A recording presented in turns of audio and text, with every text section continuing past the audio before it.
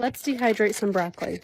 This is frozen steam in a bag broccoli that I pulled out about an hour before I put it into the dehydrator. This will last longer on the shelf dehydrated in a vacuum sealed jar than it will in its original packaging that it came in the freezer.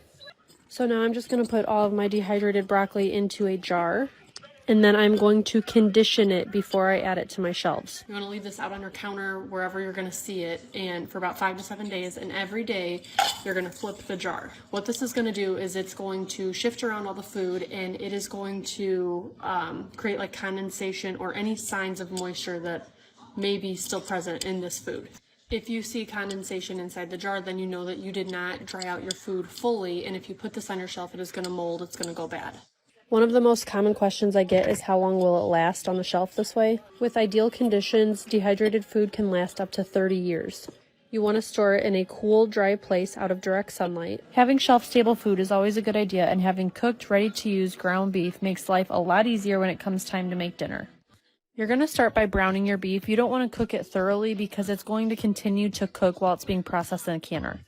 In a separate pot, you want to bring some beef broth to a boil. While you're waiting on that, you're going to drain your beef. I just set a strainer inside a large bowl, and then I scoop my meat into the strainer, and the grease just drains through. Now you're going to start filling your jars. I am using wide mouth pint jars, makes it super easy to pack them. You really want to pack your meat down in there, so fill it up, and then I use my spoon to push it down as far as I can. You are going to add liquid, and we want about a 1/2 inch head space, so just don't overfill the jars. Now you're going to ladle some beef broth into your jars. Again, you don't want to overfill them. Now you're going to use your debubbler and make sure you get all the bubbles out. And now you're going to wipe the rims with white vinegar. Wipe them really good because they are greasy. Place your flat lids on your jars and then place your rings. Screw them on only fingertip tight. Don't over tighten them. Next, you're going to add your jars to your canner. Do a splash of white vinegar to keep your jars from getting cloudy. Add as much water as your canner calls for, -3 quarts. Then you're going to put your lid on, make sure it's nice and secure. Turn your stove on to high heat and let your canner vent for 10 minutes.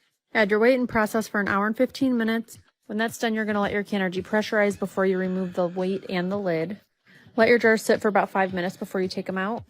And then let them rest on your counter for 12 to 24 hours and then check that you got a good seal. I'm going to start by grabbing some dehydrated onion, bell pepper, and mushrooms.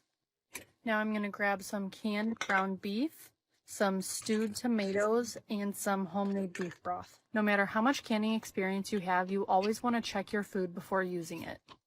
When you pop open your lid, you should hear a swish sound. You then want to smell your food and physically examine it for anything funny. I'm just combining all the ingredients that I showed you guys into a pot. A new fancy beautiful caraway pot, and then I'm just going to season it and cook it down for a while. Dehydrated food does take a little while to reconstitute, so when I'm adding it to soups, I cook it on low to medium and I let it simmer for quite a while. For this recipe, I just added garlic powder, onion powder, a little bit of chili powder, salt and pepper, and then I had a couple of fresh peppers on my counter that I wanted to use up, so I'm throwing those in there also. Now I'm adding some partially cooked rice. I'm going to put the lid on and forget about it for about 45 minutes, and when I come back, I'm going to have some delicious soup. And here you have it. If you try it, let me know.